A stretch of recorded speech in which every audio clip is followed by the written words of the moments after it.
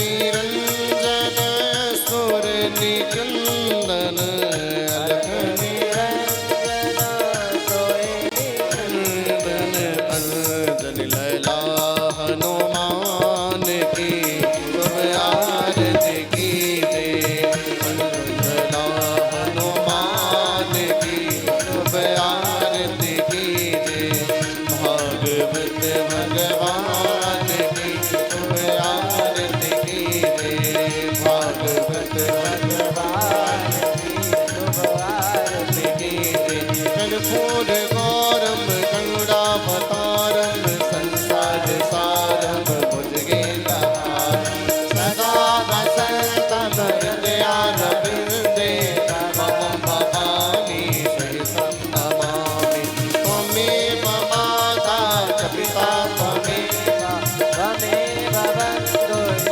सखा त्वमेव वेदा त्वमेव सर्वं मम देव त्वमेव सर्वं मम देव हरि ओम जलेन शीतलीकरणं पुष्पै देवताभिवन्दनं स्वात्माभिवन्दनं पात्रमध्ये स्थितं तोयं ब्राह्मिदं केशवोपर्यङ्गलग्नं मनुष्याणां सर्वं पापं विपोहति सर्वं कष्टं विपोहति सर्वं दुःखं विपोहति सर्वं दारिद्र्यं विपोहति आरतिग्रहणं हस्ते मन्त्रपुष्पाञ्जलिः गृहीत्वा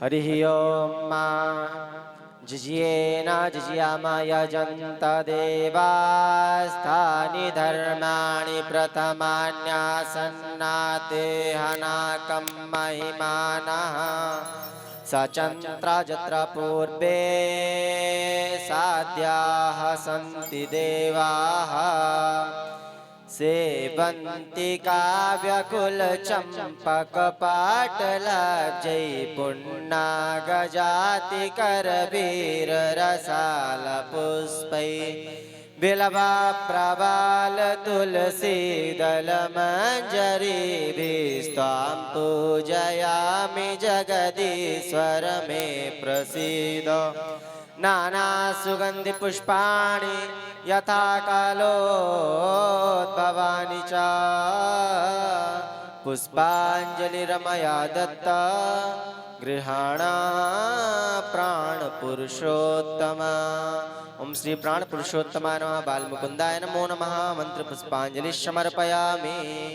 बोले व्यास जी महाराज की, श्री सुखदेव जी महाराज की, भगवान की, आदिदेव की, महादेव की, हनुमान जी महाराज की, दुर्गा मैया की, श्री व्यास जी महाराज की जय। जय श्री राधे श्याम।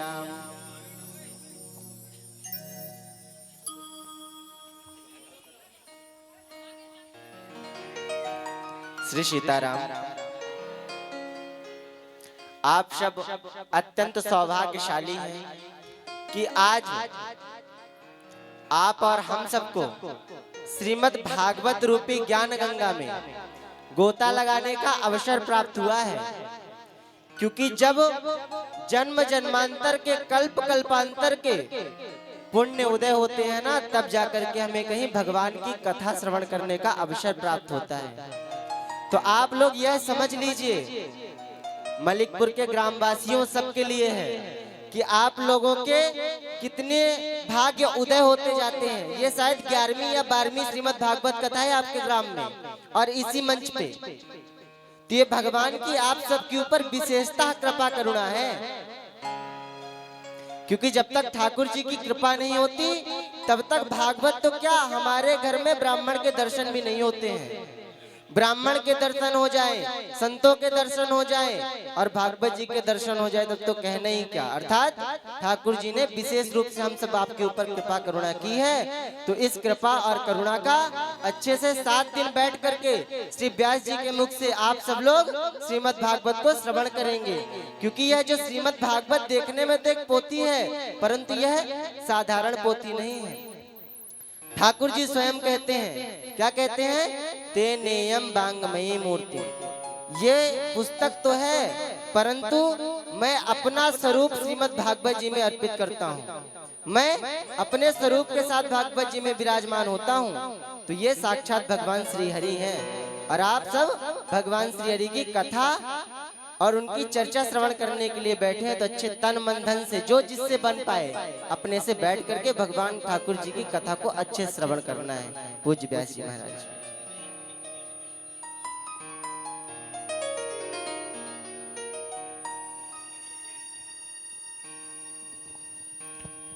हरि ओम।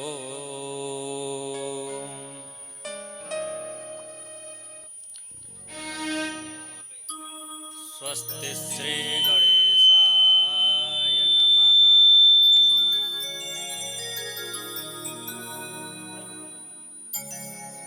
स्वस्ति श्री सरस्वत्यै नमः। स्वस्ति श्री वेदपुरुषाय नमः। स्वस्ति श्री मातृपितृचरणकमलेभ्यो नमः। ध्येयं सदा परिभवग्नमवेष्टदोहम् तीर्थास्पदं शिवविरञ्चिनुतं शरण्यं प्रेत्यार्थिहं प्रणतपालभवाब्धिपोतम् वन्दे महापुरुषते चरणारविन्दम् वंशीविभूषितकरा नवनीरदाभात् पीताम्बरादरुणबिम्बफलाधरोष्ठात् पूर्णेन्दुसुन्दरमुखादरविन्दुनेत्रात् कृष्णात् परं किमपि तत्त्वमहं न जामि। अस्ति स्वस्तरूढीकराग्रविगलत् कल्पप्रसूनाप्लुतं वस्तु प्रस्तुतवेणुनादलहरी निर्वाणनिर्व्याकुलम् स्रस्तस्रस्थनिबध्नि विविलसत् गोपीसहस्रावृतम् अस्तन्यस्तनतापवर्गमखिलो धारं किशोरामृति राधा मेरी स्वामिनी मैं राधे जुको दास जन्म जन्म मोह दीजियो श्री वृंदावन को वास। राधे मेरी माँ तू है पिता मेरे घनश्याम इन दोनों के चरणों में मेरा बारंबार प्रणाम। बोलिए वृंदावन बिहारी लाल की, श्री राघवेंद्र सरकार की, श्री राधा रमण लाल की, श्री वृंदावन बिहारी लाल की, श्री गिरिराज महाराज की, श्री बरसाने धाम की जय हो, श्री कमलकुंड धाम की जय हो। परम आनंद के साथ आज हम आप सब यहाँ एकत्रित हुए हैं श्रीमद् भागवत का श्रवण करने के लिए। तो इससे पूर्व कुछ कहें।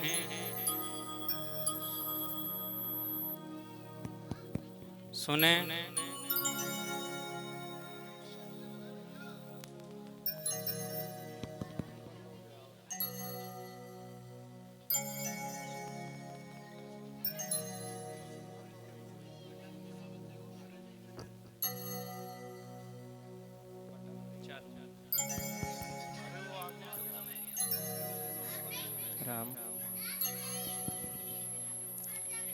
राधे।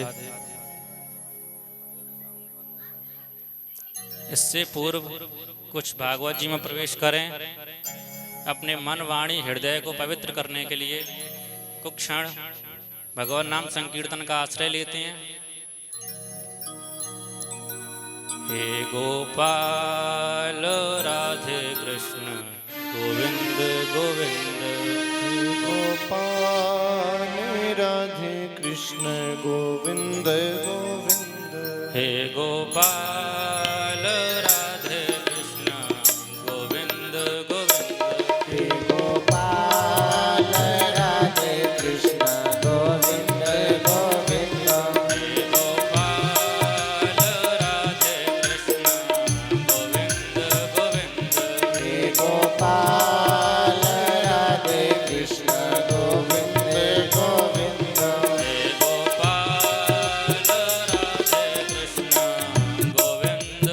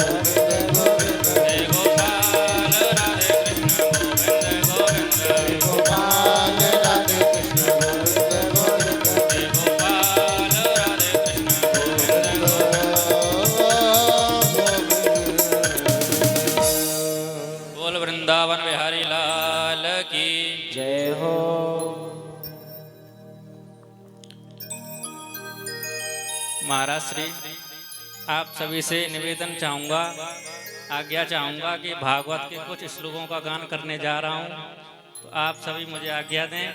आप ही का बालक हूँ।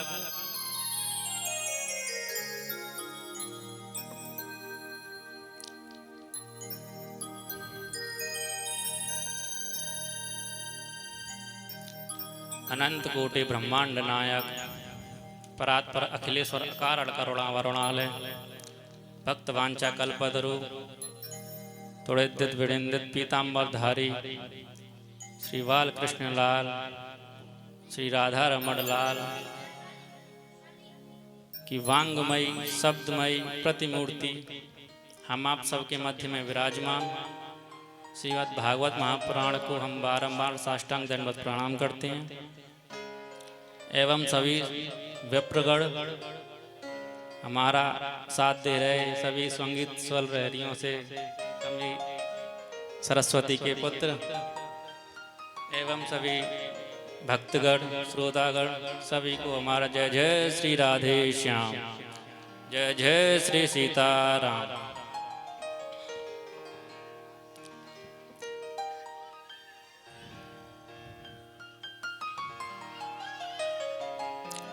आज हम आप सब भागवत रथी में अवगाहन करने जा रहे हैं। तो भागवत को श्रवण करने के लिए मुख्य श्रोता भी भगवान हैं और मुख्य वक्ता भी भगवान हैं। तो भगवान को पाने का सबसे सरल उपाय जो है वो है भागवत। और भागवत सुनने के लिए जन्म जन्मांतरों के पुण्य उदय होते हैं, तब हमें भागवत सुनने का फल प्राप्त होता है।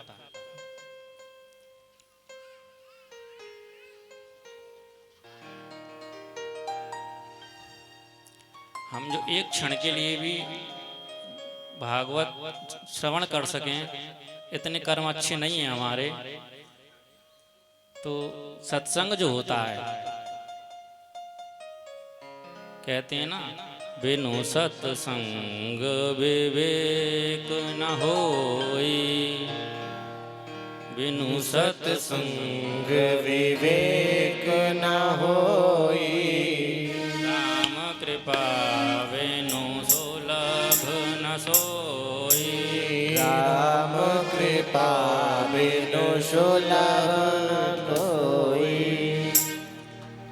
बिना सत्संग के विवेक नहीं हो सकता, और राम जी की कृपा के बिना सत्संग नहीं हो सकता। तो हम आप सब जो सत्संग कर रहे हैं, ये भगवान की ही कृपा है। आज हम ज़्यादा कुछ तो श्रवण नहीं कर पाएंगे, सिर्फ महात्म ही सुन पाएंगे, महात्म के भी कुछ सुन पाएंगे। महात्म किसे कहते हैं? महात्मा कहते हैं महत्व को। भागवत जी की महत्वता क्या है, इसको श्रवण कर रहे हैं, इसको श्रवण करने से क्या होता है, इसके श्रवण करने का क्या लाभ है। जब तक हमें किसी चीज की महत्वता नहीं पता होगी, उसके प्रति भावना उत्पन्न नहीं होती है। जाने बिनु न होए परतीति, बिनु परतीति होत नहीं प्रीति। जब तक उसके बारे में जानेंगे नहीं, उसके लिए प्रीति उत्पन्न नहीं होती। तो आइए हम आप सब महात्मा में प्रवेश करते हैं।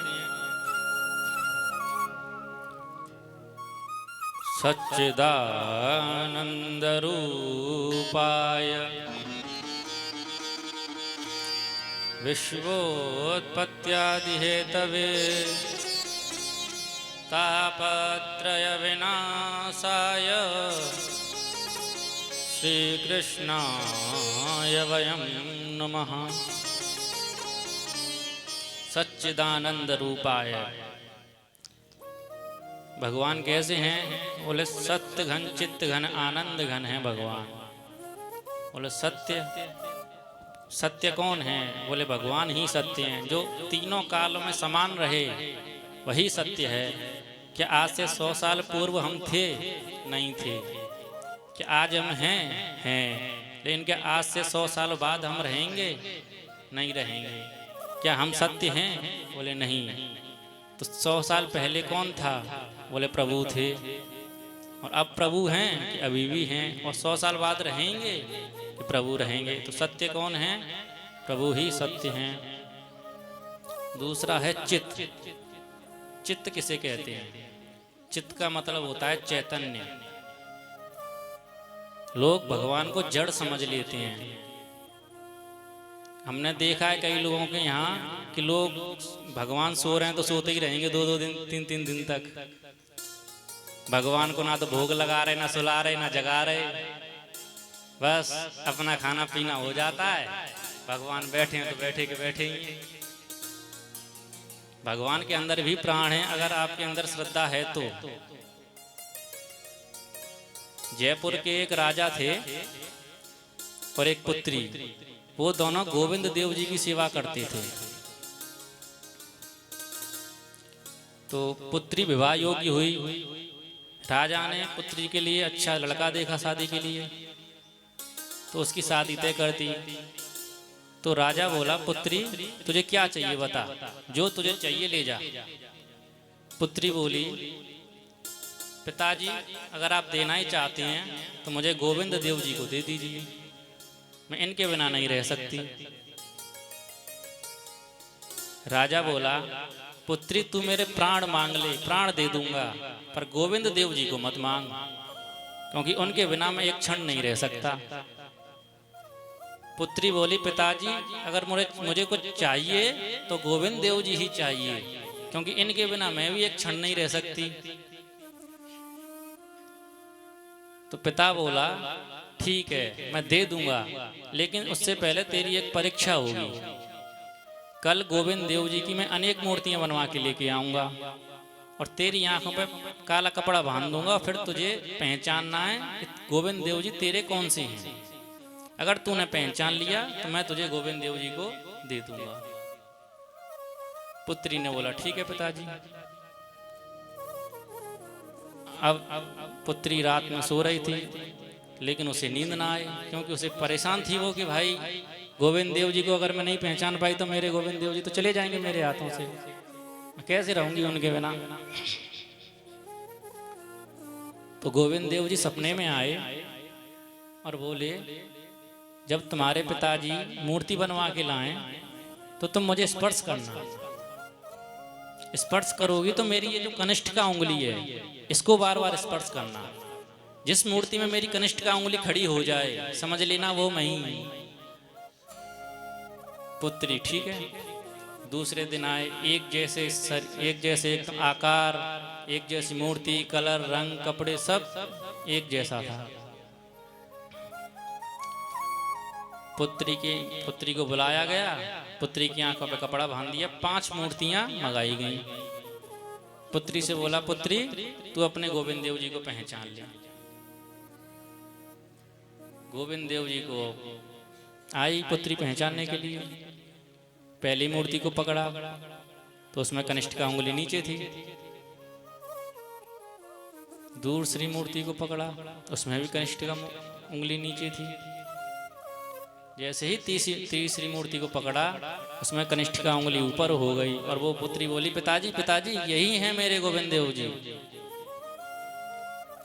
पिता की आंखों में आंसू आ गए और कहने लगा, पुत्री तूने इनको नहीं पहचाना, इन्होंने तुझे पहचाना है। ये तेरे साथ जाना चाहते हैं, तू इन्हें ले जाना नहीं चाहती। जा पुत्री जा, ले जा। तो वो गोविंद देव जी आज भी करौली जिले में विराजमान हैं। गोविंद देव जी का मंदिर है राजस्थान करौली में। उसके अंदर इतनी श्रद्धा थी कि गोविंद देव जी खुद आए उसके स्वप्न में। पीतल की मूर्ति भी चलने लगी, पीतल की मूर्तियां की भी उंगलियां हिलने लगी, क्योंकि ठाकुर जी चैतन्य हैं। लेकिन आजकल के लोगों में इतना भाव नहीं रहता कि चैतन्यता को समझ पाएं।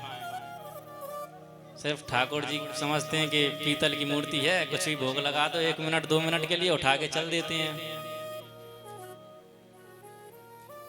लेकिन ऐसा नहीं है। ठाकुर जी के लिए जैसा स्वयं का स्वभाव रहता है वैसा ही ठाकुर जी के लिए करना चाहिए।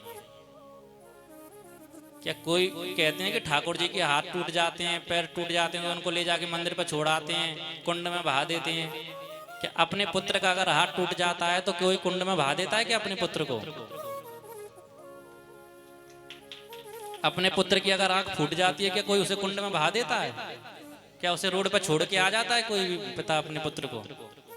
तो ठाकुर जी के साथ ऐसा क्यों होता है? क्योंकि लोग उन्हें जड़ समझ लेते हैं।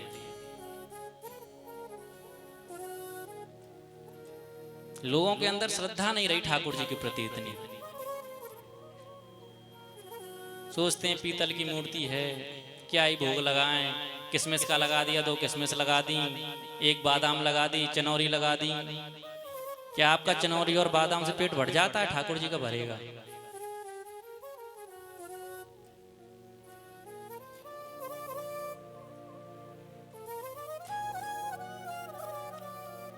जैसा अपने पुत्र के साथ स्वभाव रखते हैं, जैसा अपनी पत्नी के साथ स्वभाव रखते हैं, जैसा अपनी पुत्री के साथ स्वभाव रखते हैं, ठाकुर जी के साथ भी स्वयं वैसा ही स्वभाव रखना चाहिए, गृहस्थ के जैसा।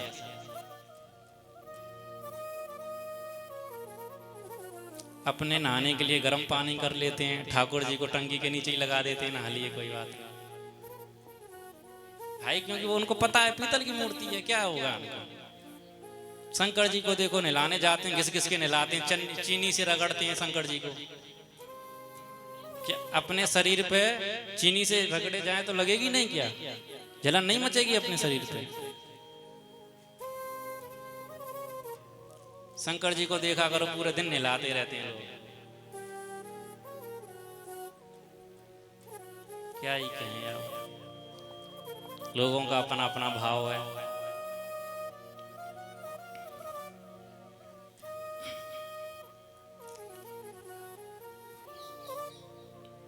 तो ठाकुर जी चैतन्य है, जड़ नहीं। अगर आपके अंदर प्रेम है, आपके अंदर भक्ति है, तो ये जो लड्डू गोपाल बैठे हैं, ये भी अगर आपके अंदर प्रेम है तो ये भी चलने लगेंगे। अगर आपके अंदर श्रद्धा है तो लड्डू गोपाल चलकर आपको लड्डू देंगे, लेकिन श्रद्धा होनी चाहिए। आजकल तो लोग भजन भी नहीं करते, कह देते हैं बुढ़ापे में जाके भजन करेंगे, जवानी में कौन करेगा। हमने सुना है कई लोग कहते हैं कि हमारे माता पिताजी कहते हैं कि एकादशी का व्रत नहीं रहना चाहिए, शादी के बाद रहना। कहते हैं तुलसी की माला नहीं पहननी चाहिए कुंवारी लड़कियों को। ऐसा कोई कहीं भी किसी भी शास्त्र में नहीं लिखा हुआ है कि लड़कियों को तुलसी की माला पहननी चाहिए या नहीं पहननी चाहिए। कुंवारी लड़कियों को तुलसी की माला सबको धारण करनी चाहिए, कोई भी हो, किसी भी अवस्था में हो। एकादशी का व्रत भी हर वैष्णव को रहना चाहिए, अगर 5 वर्ष की आयु से ज्यादा हो। वो बात अलग है अगर कोई नहीं रह पाता, तबीयत खराब रहती है, बीमार है।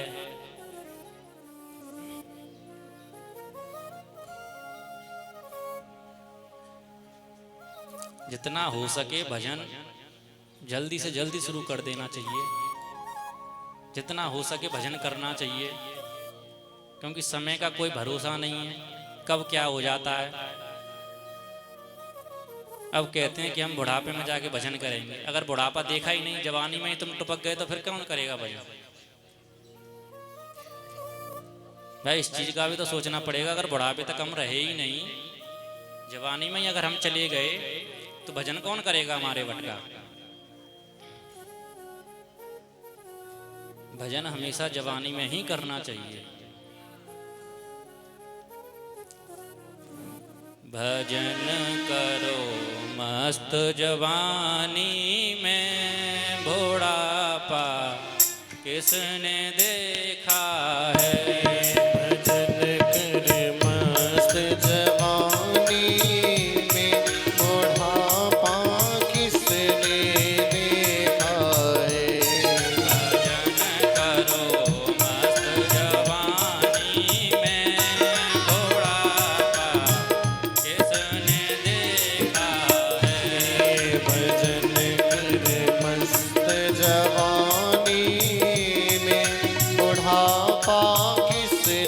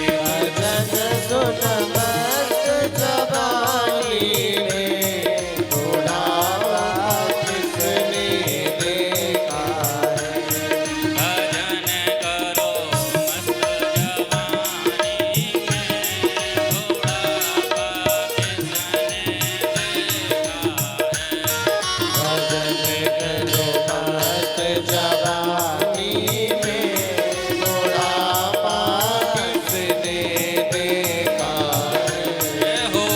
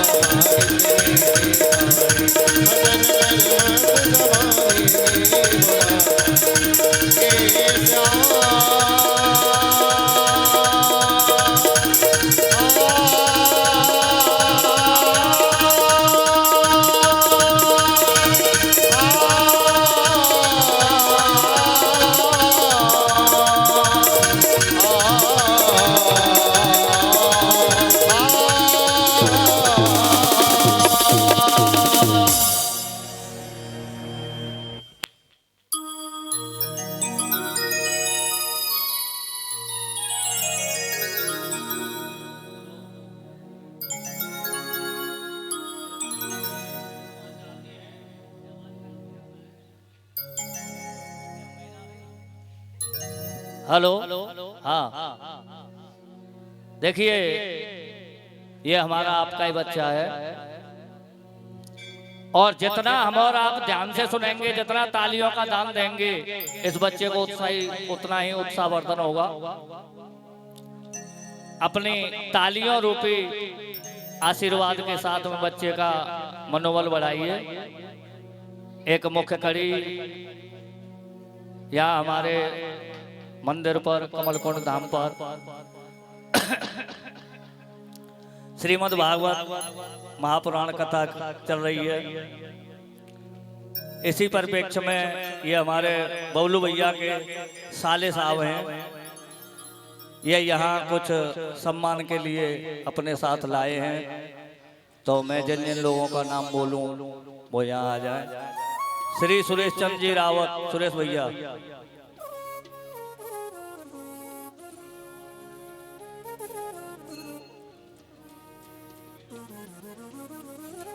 बहुत अच्छी कथा कह रहे हैं व्यास जी आप, बढ़िया।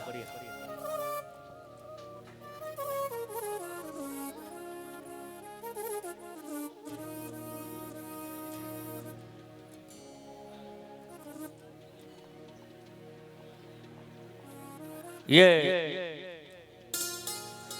इस उपलक्ष्य पर इनका स्वागत सम्मान कर रहे हैं।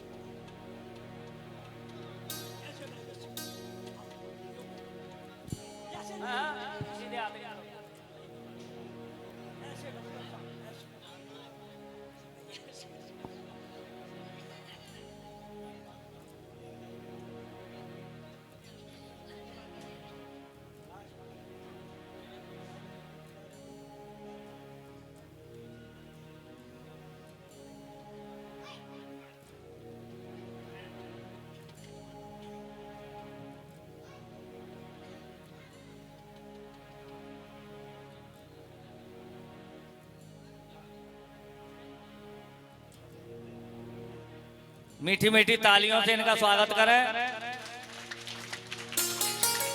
श्री वृंदावन बिहारी लाल की।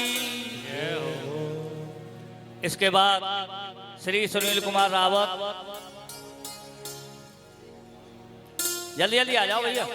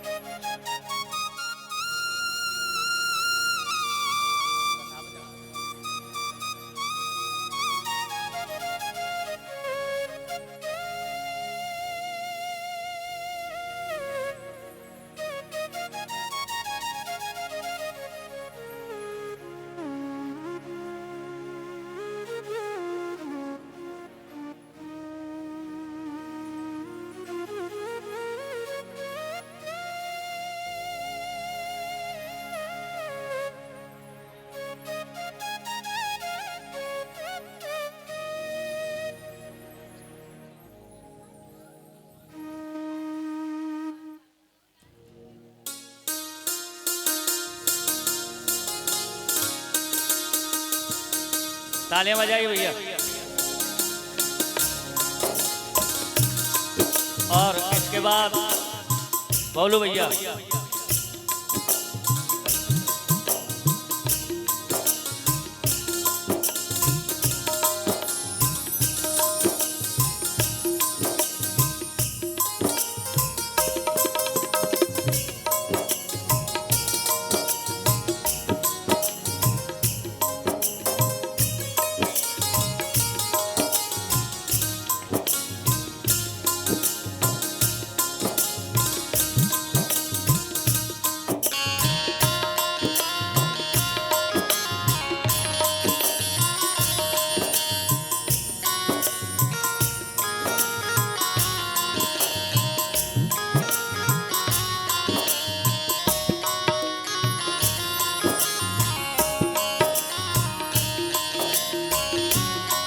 तालियां बजा दो भैया। बहुत बहुत धन्यवाद। और इसी कड़ी में मैं यहाँ आमंत्रित करूंगा हमारे इस मंदिर के महंत बाबा महेश दास जी महाराज आ जाए, क्योंकि ये कथा का आयोजन उन्हीं के घर पर हो रहा है एक तरह से।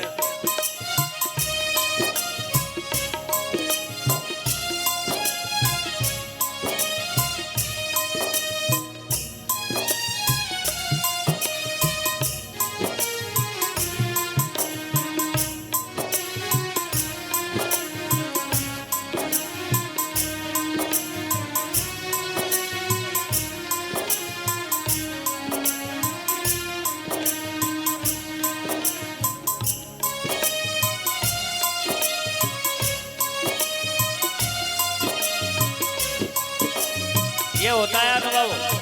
देखो क्या सकासर साड़ी से खिंच रही है।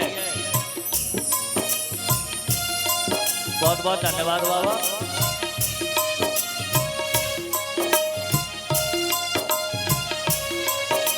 तालियां बजाइए भैया।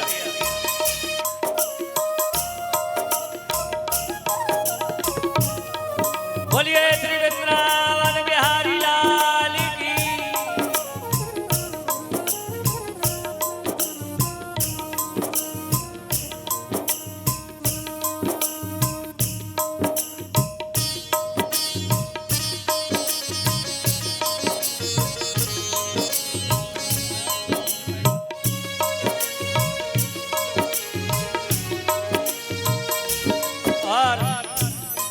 अब श्री परीक्षित जी महाराज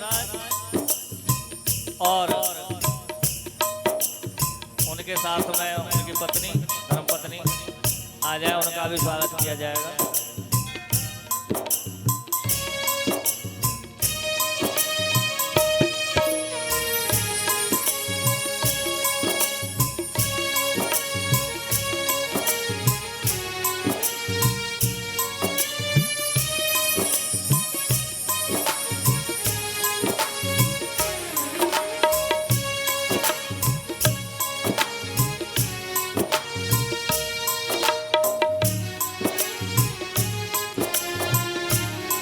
क्योंकि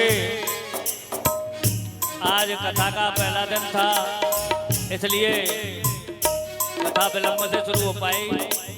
कल से समय का विशेष ध्यान रखें।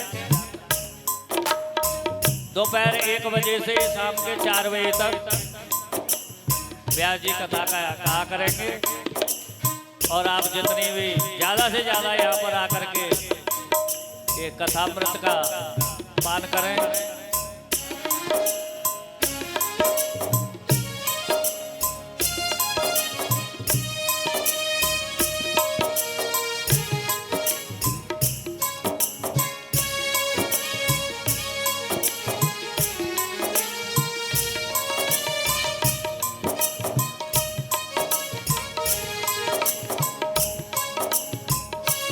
और अब इसी कड़ी में अंत में श्री व्यास जी के आप सम्मान करेंगे, जो व्यास जी के मामा जी हैं। ये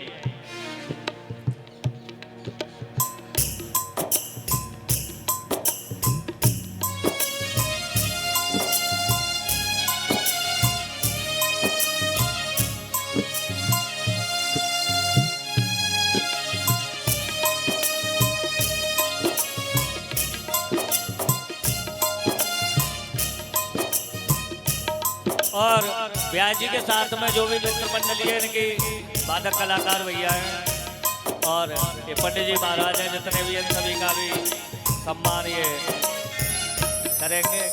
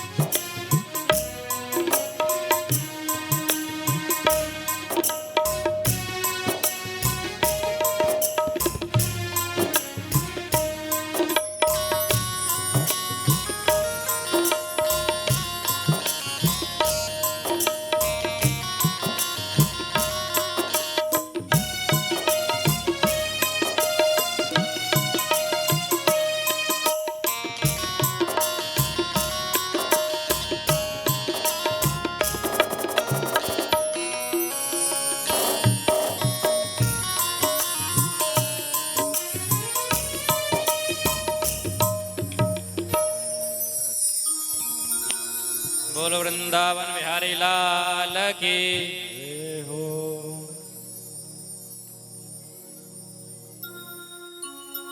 तो कहाँ चल रहे थे हम लोग? चैतन्य किसे कहते हैं? भगवान चैतन्य हैं, जड़ नहीं। भगवान खाते भी हैं, भगवान पीते भी हैं, भगवान सोते भी हैं। अब वो आपके भाव के ऊपर निर्भर करता है कि आपका भाव कैसा है, उस भाव के हिसाब से भगवान चलते हैं। अब तीसरा क्या है? आनंद। भगवान कैसे हैं? बोले भगवान आनंदमय हैं। आनंद की अनुभूति की जा सकती है लेकिन प्रकट नहीं किया जा सकता आनंद को, क्योंकि आनंद का विलोम नहीं होता।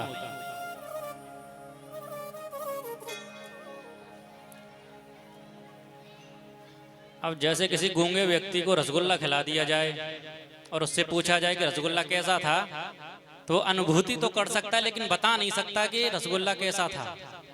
अब चाहे उसमें मिर्ची डली हो, नमक डला हो, मीठा हो, वो उसने अनुभूति की। ऐसे ही आनंद है, आनंद की अनुभूति की जा सकती है, बताया नहीं जा सकता। भगवान को बताया नहीं जा सकता कभी। भगवान का कार्य क्या है? विश्वोत्पत्त्यादि हेतवे, विश्व की उत्पत्ति, पालन और संहार के कारक कौन हैं? भगवान हैं। ब्रह्मा जी के रूप में उत्पत्ति करते हैं, विष्णु जी के रूप में पालन करते हैं और शंकर जी के रूप में संहार करते हैं।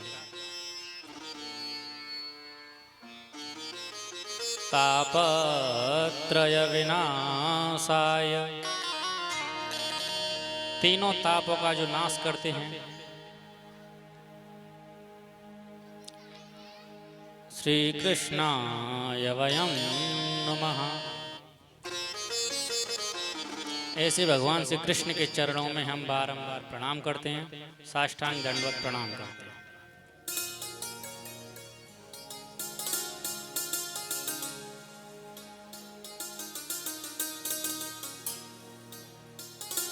तो आइए नैमिषारण्य की धराधाम पर चलते हैं। सूत जी मंचासीन हैं, सौनक आदि 88,000 ऋषियां बैठे हैं। नेमि से सूतमासीन मविवाद्य महामतिम कथामृतरसास्वाद कुशल सौनको प्रति।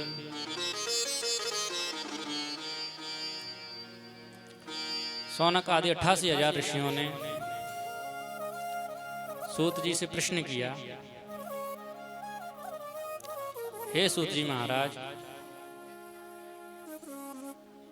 कोई ऐसी कथा सुनाइए जिसे सुनकर के कलयुग के प्राणियों का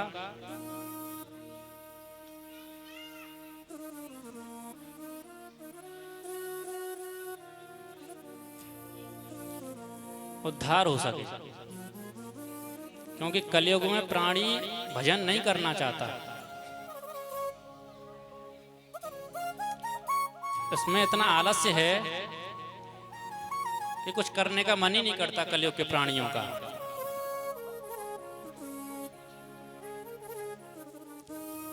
अज्ञान ध्वांत विध्वंस कोटि सूर्य समाप्रभा सूताख्या हि कथा शरम मम कर्ण रसायनम।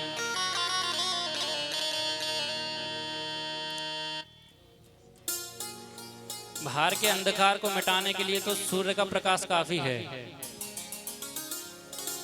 लेकिन हृदय रूपी अंधकार को मिटाने के लिए तो आप जैसे गुरुदेव का ही साथ चाहिए।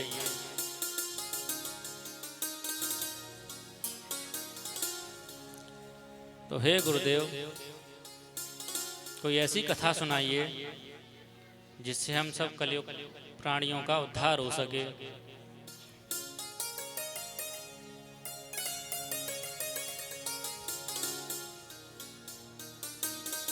कहते हैं कि गुरु का साथ अगर हो तो बड़ी से बड़ी वस्तु भी सहजता से मिल जाती है।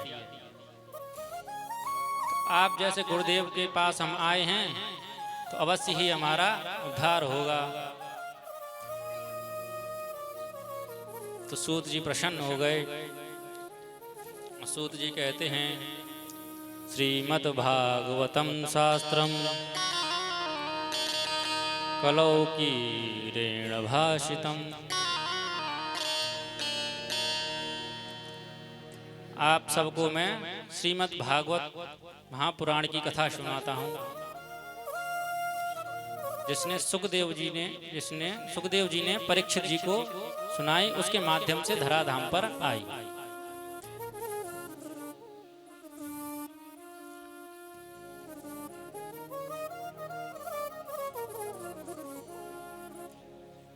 यह कथा देवताओं को भी दुर्लभ है। देवताएं भी तरसते हैं इस कथा को सुनने के लिए। जब सुखदेव जी परीक्षित को कथा सुना रहे थे तो देवताओं को पता चला कि सुखदेव जी को श्राप लगा हुआ है, परीक्षित को श्राप लगा हुआ है 7 दिन में मरने का। तो देवता कलश का अमृत का कलश लेकर के और सुखदेव जी के पास आए और सुखदेव जी को प्रणाम किया। सुखम नत्वा। सुखदेव जी समझ गए कि देवता आए हैं तो कुछ ना कुछ तो गड़बड़ है यहाँ, क्योंकि देवता इतने स्वार्थी होते हैं, जब तक अपना काम रहता है तब तक ही कोई ना कोई बात होती है, उसके बाद देवता कभी नहीं आते। तो देवता बोले, हे सुखदेव जी महाराज, हमने सुना है परीक्षित को 7 दिन में मरने का श्राप लगा है, तो हम ही अमृत का कलश लेकर के आए हैं, आप सुखदेव जी को पिला दीजिए और कथा अमृतपान हमको करा दीजिए। तो सुखदेव जी बोले, देवताओं जब तुम आए थे तभी मैं समझ गया था कुछ ना कुछ दाल में काला है, लेकिन यहाँ तो पता चला कि पूरी दाल ही काली है।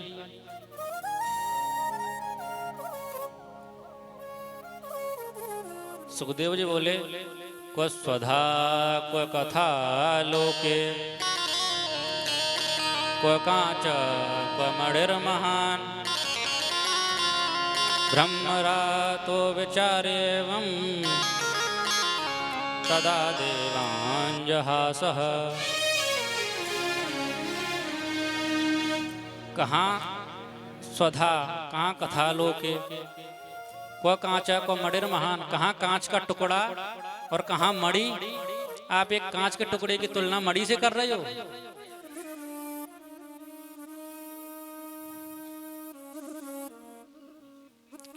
सुखदेव जी ने देवताओं को देवताओं को डांट करके भगा दिया। अगर तुम प्रेम से आए होते कथा सुनने के लिए तो मैं तुम्हें कथा सुनाता, लेकिन तुम तो सौदागर बन के आए हो यहाँ, और सौदागर भी नहीं, ठगिया बनकर आए हो। कांच के टुकड़े से मणि का मोल कर रहे हो। कहीं कांच के टुकड़े से मणि का मोल होता है? जब देवताओं को भगा दिया तो देवता ब्रह्मा जी के पास गए और ब्रह्मा जी से बोले कि महाराज, सुखदेव जी ने हमको भगा दिया, ऐसे ऐसे कथा सुनने गए थे और ऐसे ऐसी बात है और भगा दिया हमको। तो ब्रह्मा जी बोले, पहले 7 दिन रुको, पहले कथा सुनने के बाद परीक्षित का उद्धार होता या नहीं होता ये देखते हैं। लेकिन जब 7वें दिन देखा तो परीक्षित को स्वयं भगवान लेने के लिए आए। तब ब्रह्मा जी ने अपने मन के पलड़े पर एक साइड में भागवत जी रखी और एक साइड अनेक ग्रंथ रख दिए। लेकिन तभी भी अंत में परिणाम वही आया कि भागवत जी का पलड़ा नीचे रहा।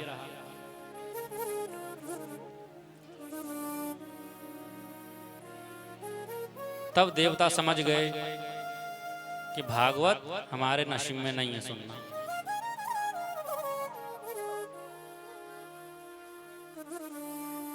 सौनकादि 88,000 ऋषि कहते हैं सूत जी से कि महाराज, जब ये कथा इतनी जोरदार है तो इसको 7 दिन में ही क्यों सुना जाता है? महीनों तक चलने दो, सालों तक चलने दो, क्या दिक्कत है? तब सूत जी महाराज कहते हैं, इस कथा को सनक, सनंदन और सनातक और सनत कुमार ने नारद जी को सुना करके 7 दिन की प्रक्रिया शुरू की। तो सौनक आदि 88,000 ऋषि शौक हो गए, आश्चर्यचकित हो गए कि नारद जी को तो श्राप लगा हुआ है। वो 7 दिन, उनको तो श्राप है कि वो 2 घड़ी से ज्यादा कहीं रुक नहीं सकते, तो 7 दिन उन्होंने रुक के कथा कैसे श्रवण की? महाराज कृपा करके इस कथा को हमको विस्तार से सुनाइए, इसको हम सुनने के इच्छुक हैं, इसे श्रद्धा पूर्वक हमको विस्तार से इस कथा का श्रवण कराइए। तब सूत जी महाराज कहते हैं, एकदा हि विशालायां चत्वार ऋषयो मला सत्संगार्थं समायाता दद्रसोस्तत्र नारदम। बद्रीनाथ में चारों भाई सनक, सनंदन और सनातन और सनत कुमार सत्संग की इच्छा लेकर के भ्रमण कर रहे थे कि कोई मिले तो सत्संग किया जाए, कोई साधु संत मिले। तो तभी उन्होंने देखा कि नारद जी आ रहे हैं, तो बड़े प्रसन्न हुए, चलो आज नारद जी के साथ सत्संग किया जाएगा। लेकिन जब नारद जी पास में आए तो उन्होंने देखा कि नारद जी के मुंह पे तो 12 बजे हुए।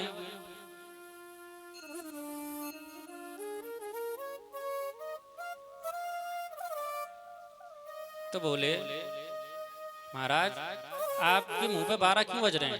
आपका चेहरा इतना उदास क्यों है? आप 2 घड़ी से ज्यादा कहीं रुकते नहीं, आपका घर है नहीं, आपकी झोपड़ी तक है नहीं, कुटिया तक है नहीं, आपका कौन सा धन चोरी हो गया जो आपका चेहरा उदास है?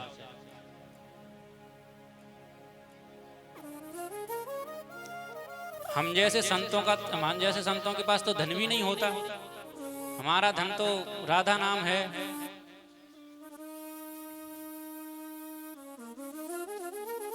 आपका ऐसा कौन सा धन चोरी हो गया है कि आप चिंतित हैं, आप उदास हैं? हमारे सब ब्रजवासी भाई लोग गाते हैं, हमारो धन राधा श्री राधा श्री राधा। हमारो धन राधा श्री राधा श्री राधा। हमारो धन राधा श्री राधा श्री राधा। हमारो धन राधा श्री राधा श्री राधा। हमारो धन राधा श्री राधा श्री राधा। हमारो धन राधा श्री राधा श्री राधा। जीवन धन राधा राधा राधा राधा राधा। जीवन धन राधा राधा राधा राधा। जीवन धन राधा राधा राधा राधा राधा। जीवन धन राधा राधा राधा राधा राधा। हमारो धन राधा श्री राधा श्री राधा।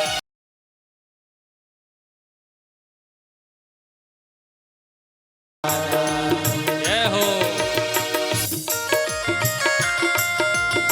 करताल बजाते हुए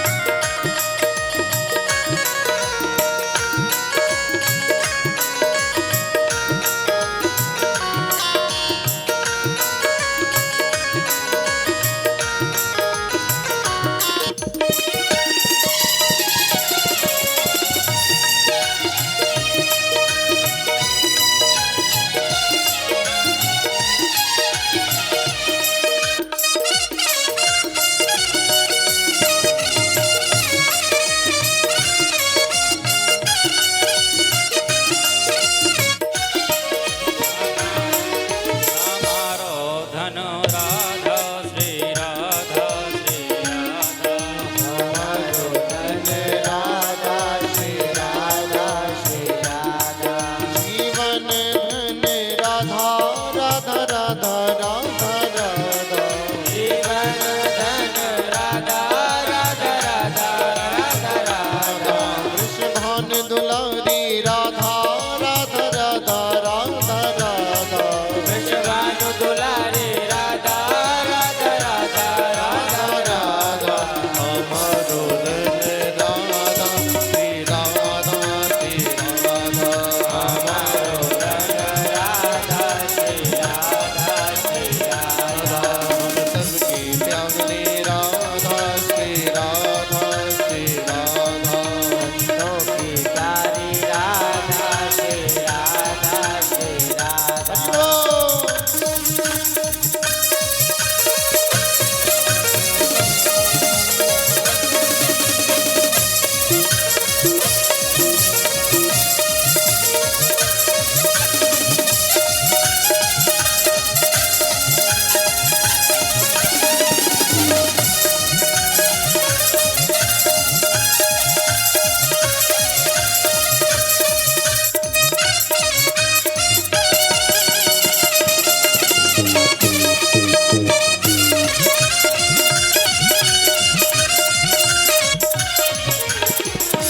सबकी प्यारी राधा राधा राधा राधा राधा। हम सबकी प्यारी राधा राधा राधा राधा राधा। हमनों की प्यारी राधा राधा राधा राधा राधा। भक्तों की प्यारी राधा राधा राधा राधा राधा। हमारो धन राधा श्री राधा श्री राधा। हमारो धन राधा श्री राधा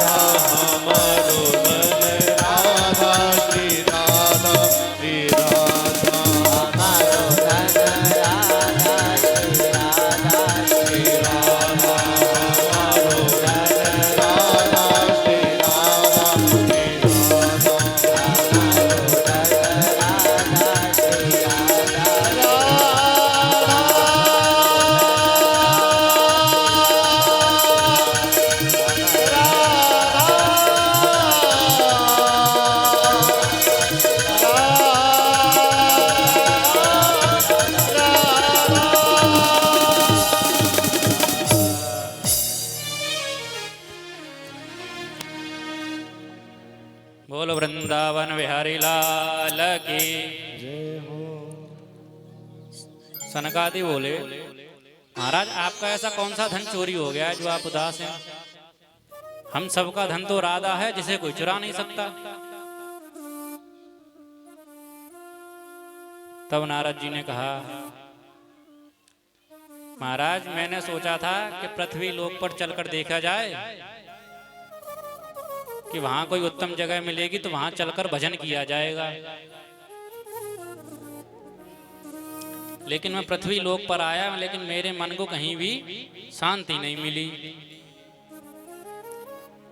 पुष्करंच प्रयागंच काशीं गोदावरीं तथा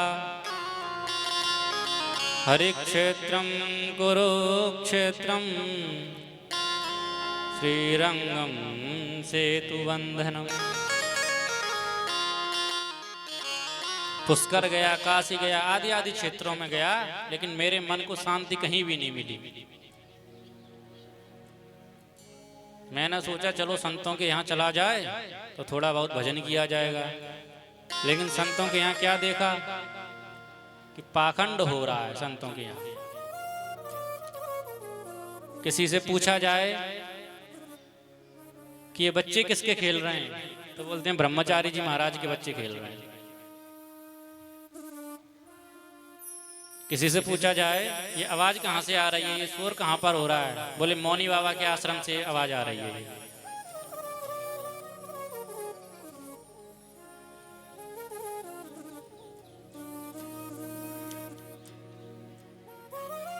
बोले महाराज फिर मैंने सोचा चलो संतों के यहाँ नहीं तो गृहस्थों के यहाँ चला जाए। गृहस्थों के यहाँ भी एक बड़ी विडंबना थी।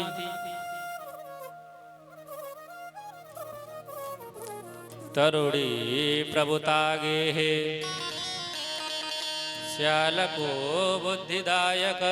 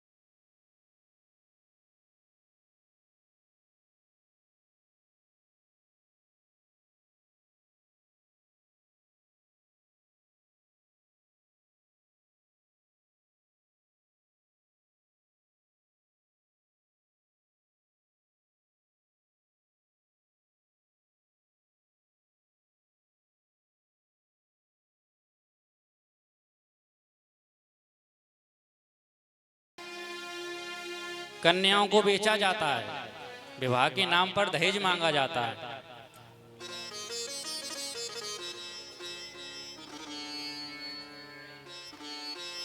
फिर हमने सोचा महाराज कि पृथ्वी लोक में भी यहाँ पर गृहस्थियों के यहाँ भी भजन नहीं कर सकते, यहाँ भी सब कलयुग का प्रभाव बहुत ज्यादा हो चुका है।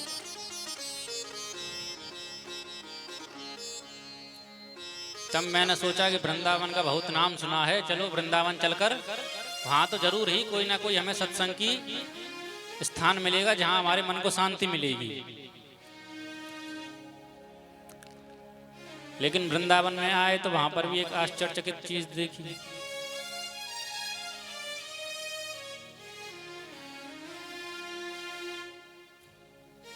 वहां पर एक महिला बैठी है और उसके सामने दो वृद्ध पुरुष पड़े हुए हैं और अनेक महिलाओं ने उसे घेर रखा है। तो हमने सोचा चलो चलकर देखते हैं, पूछें क्या बात है। लेकिन हम थोड़ी दूर गए तो फिर सोचा कि महिलाओं के बीच में ना बोला जाए तो ज्यादा अच्छा है, हम संत महात्मा इनके बीच में क्या करेंगे। तो हम वहां से लौट करके आए। जैसे ही मैं लौटा तो उस युवती ने आवाज लगाई, भो भो शादोक्षणं तिष्ठं मच्चिंतामपि नाशय दर्शनम तव लोकस्य सर्वथा घैरम परम। हे महाराज रुकिए रुकिए, आप जैसे संतों के तो दर्शन मात्र से ही सारे कष्टों का विनाश हो जाता है।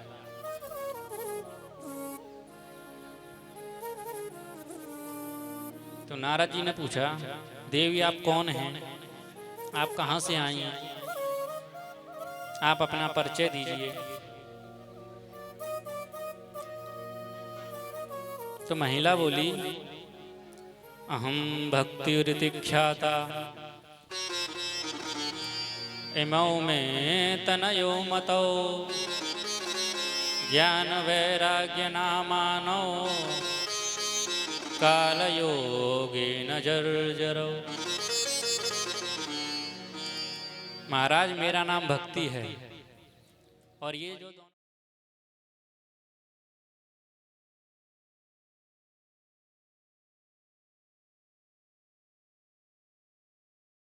नदियां हैं, लेकिन इनके यहाँ होने से भी मेरे पुत्र वृद्ध हैं।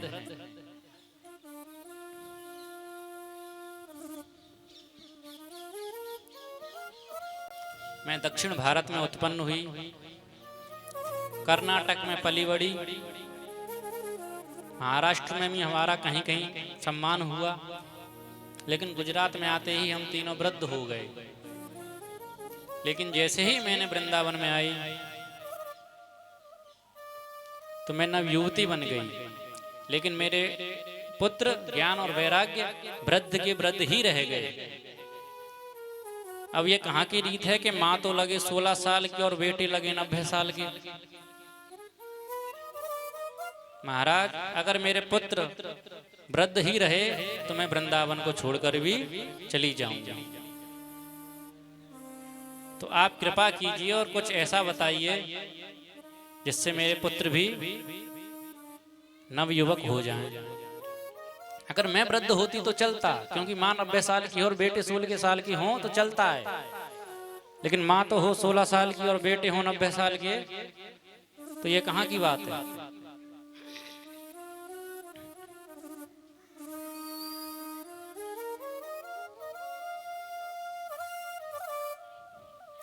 नारद जी ने कहा, ठीक है करते हैं देवी, कुछ ना कुछ करेंगे। नारद जी के पास जितनी भी दवाई खुराक जो थी सब दे दिए। वेद वेदांत घोषश्च गीता पाठेर मुहुर्मुहु वोद्यमानौ तदा तेन कथम चेच्चोतिथो बला। वेदों का पाठ किया बार बार, गीता जी को बार बार सुनाया, लेकिन जब तक पाठ चलता तब तक मूर्छा खुलती, उसके बाद फिर मूर्छित होकर गिर पड़ते।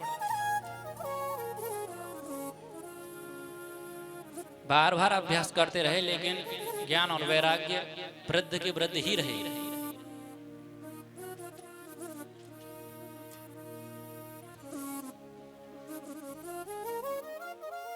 तब आकाशवाणी हुई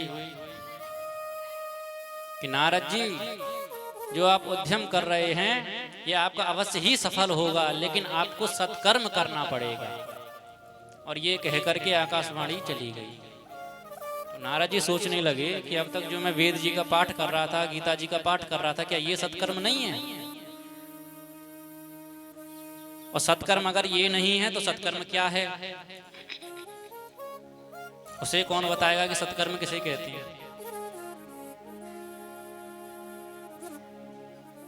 अब नारद जी सत्कर्म का पूछने के लिए चल दिए।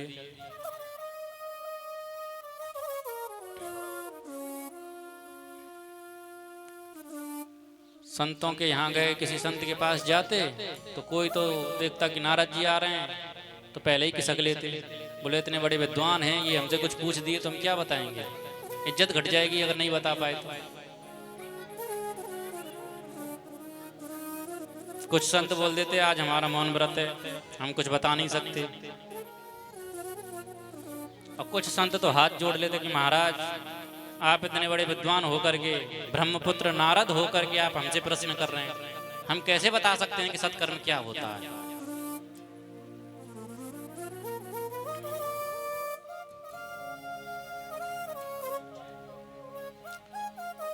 तो महाराज, सत्कर्म की खोज में आप चारों भाइयों के पास आया हूं। कृपा करके अब आप मुझे बताइए कि सत्कर्म किसे कहते हैं?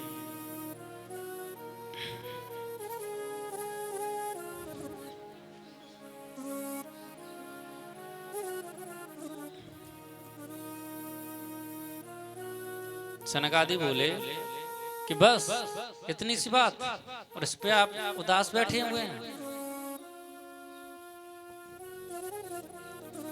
अरे सत्कर्म, सत्कर्म कोई और चीज नहीं।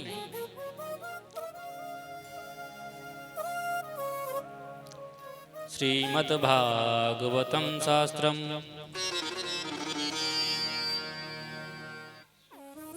सत्कर्म, श्रीमद् भागवत की कथा ही सत्कर्म है। नारद जी बोले, महाराज भागवत का श्रवण तो मैंने भी किया है। हमारे पिता ब्रह्मा जी ने हमको भागवत का श्रवण कराया विधि पूर्वक। लेकिन भागवत भी तो वेदों से ही बनी है, वेदों का ही तो सार भागवत है। जब वेद सुनाने से जो चीज नहीं हुई तो भागवत सुनाने से कैसे हो सकती है?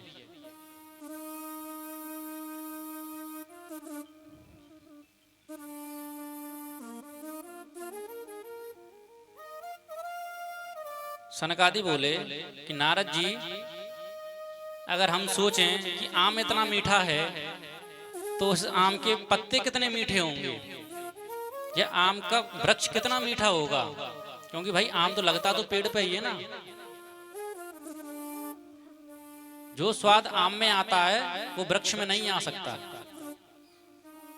अगर कोई सोचे कि आम इतना मीठा है, वृक्ष को भी जाके खा लें तो 32 ही बाहर आ जाएंगे, लेकिन वृक्ष को नहीं खा पाओगे।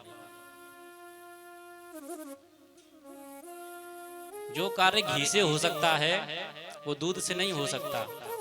भले ही दूध का सार है घी, दूध से ही घी बनता है। क्या घी में हम पूड़ी तल सकते हैं? क्या दूध में पूड़ी तल सकते हैं? नहीं तल सकते।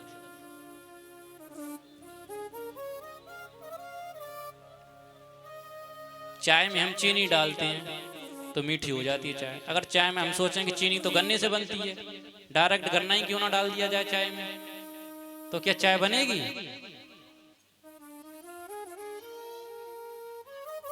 खराब हो जाएगी, लेकिन नहीं बनेगी।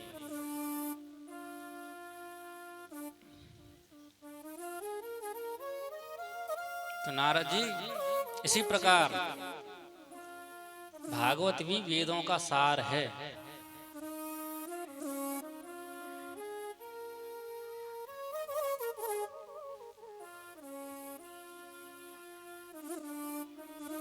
तब नारद जी बोले, प्रभु जब आपने सत्कर्म बता ही दिया है तो आप चारों भाइयां सुनकर इसे श्रवण भी करा दीजिए।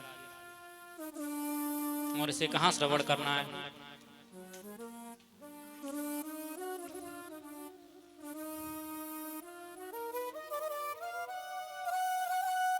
तब सनकादि बोले,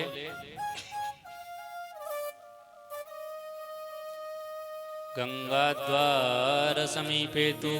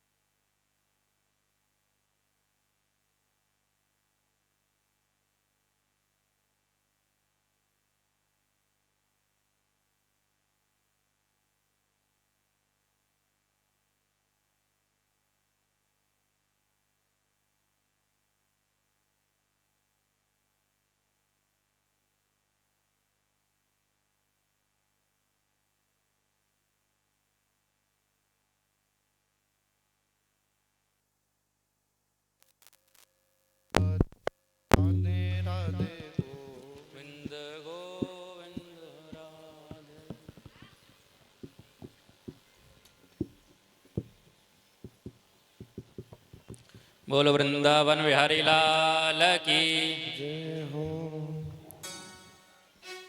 तो नारद जी सनकादि बोले नारद जी से कि इस कथा को हरिद्वार में चलकर किया जाएगा। गंगा जी के किनारे तट पर बैठ करके जो ऊपर पर्वतों पर पहाड़ों पर संत महात्मा होंगे वो भी सुन लेंगे, और जो नीचे गृहस्थी लोग भी रहते हैं वो भी आ जाएंगे श्रवण करने के लिए। अब चारों तरफ हल्ला हो गया कि भागवत हो रही है। भृगुर वसिष्ठश्च वनश्च गौतमो मेधातिथिर्देवलदेवरातौ। भृगु जी, वशिष्ठ जी, आदि संत महात्मा सभी दौड़े चले आ रहे हैं भागवत का श्रवण करने के लिए।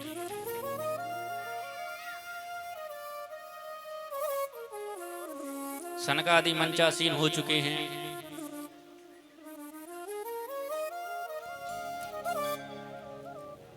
और महात्मा ही चल रहा था कथा का। सदासेभ्य श्रीमद्भागवती कथा यस्याः श्रवणमात्रेण हरिश्चित्तं समाश्रयेत्। जो हमेशा, जो प्रतिदिन भागवत जी के आधे श्लोक का आधा श्लोक भी पाठ करता है तो उसे वैकुंठ प्राप्त होता है।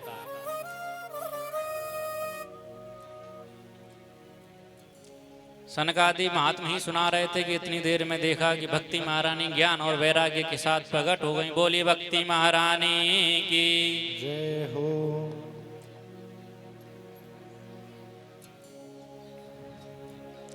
और भक्ति महारानी ज्ञान और वैराग्य के साथ संकीर्तन करने लगी। अब छोटा सा संकीर्तन, उसके तत्पश्चात आरती। आगे की कथा हम कल श्रवण करेंगे। हम हो गए भव से पार लेकर नाम तेरा, सब होंगे भव से पार लेकर नाम तेरा। हम हो गए भव से पार लेकर नाम तेरा। नाम तेरा प्रभु नाम तेरा, नाम तेरा प्रभु नाम तेरा। नाम तेरा कान्हा नाम तेरा, नाम तेरा कान्हा नाम तेरा। हो गए भव से पार लेकर नाम तेरा। अब हो गए भव से पार लेकर नाम तेरा। हम हो गए भव से पार लेकर नाम तेरा। अब हो गए भव से पार लेकर नाम तेरा। जय हो।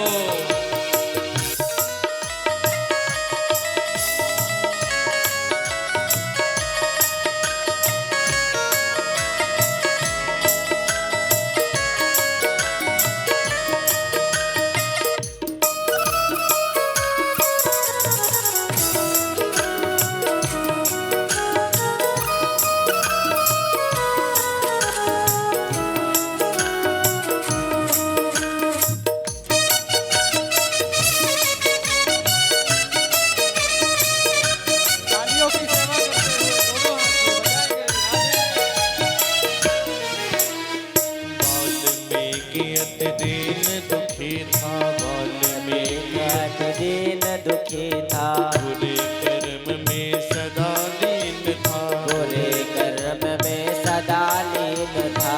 वाल्मीकि अति दीन दुखी था, वाल्मीकि अति दीन दुखी था। बुरे कर्म में सदा लीन था। बुरे कर्म में सदा लीन था। रामायण तेरा लेकर नाम तेरा, हरि रामायण तैयार लेकर नाम तेरा। होएंगे भव से पार लेकर नाम तेरा। अब हो गए भव से पार लेकर नाम तेरा। नाम तेरा प्रभु नाम तेरा, नाम तेरा प्रभु नाम तेरा।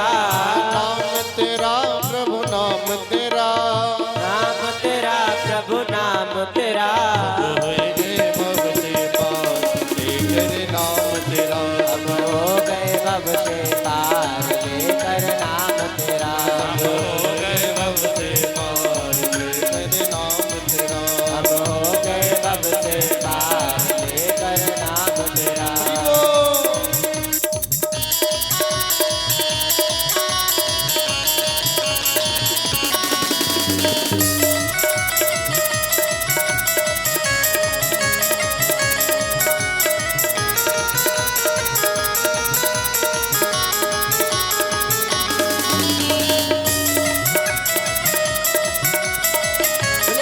महापुराण की, व्यास जी महाराज की।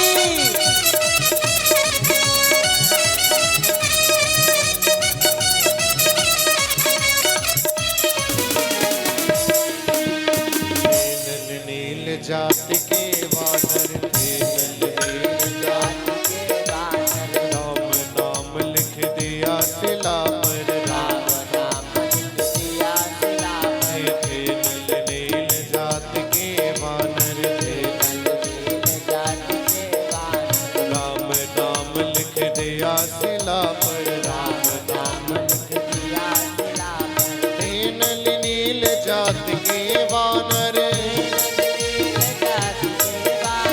राम नाम लिख दिया शिला पर,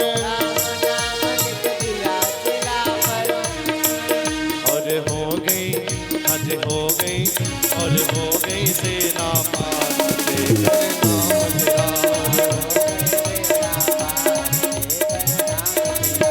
हो गई सेना पार, लेकर नाम तेरा।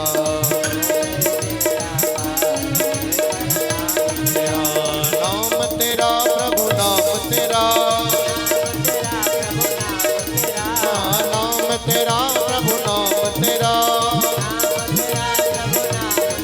सब हुए गए आज हुए गए भव से पार, लेकर नाम तेरा, सब हुए गए भव से पार, लेकर नाम तेरा, सब हुए गए भव से पार, लेकर नाम तेरा।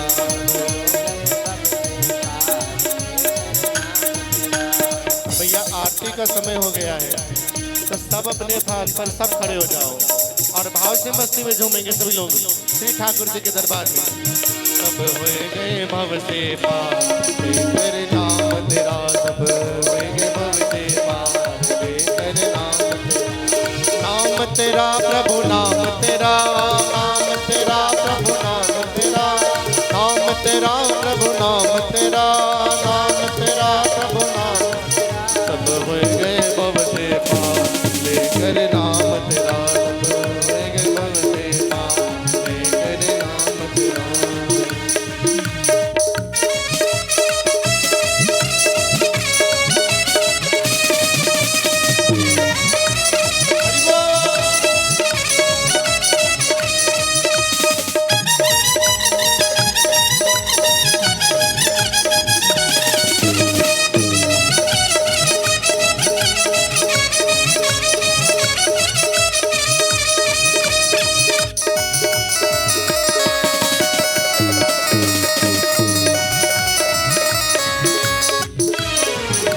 गजने आधा नाम पुकारा, गजने आधा नाम पुकारा, गजने आधा नाम पुकारा, गजने आधा नाम पुकारा, करुण छोड़ कर उसे उबारा,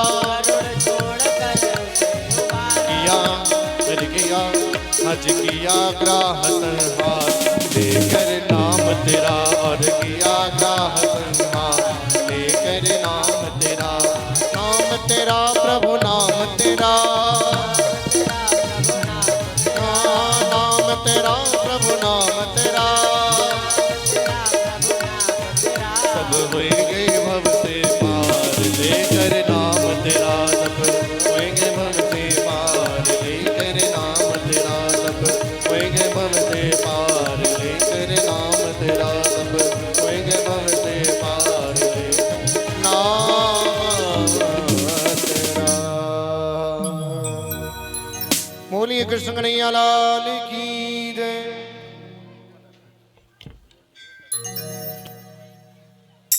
हरि ओम मां ज्वाला मालिन्ये नमः, रत्नेश्वर्ये नमः। सर्वोपचारार्थे गन्धाक्षतपुष्पाणि समर्पयामि, नमस्कारान् निवेदयामि।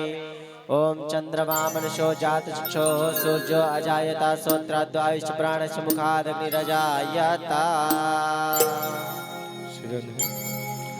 आरती अति पावन पुराण की, आरती अति पावन पुराण की, धर्म भक्ति विज्ञान ध्यान की, आरती अति पावन पुराण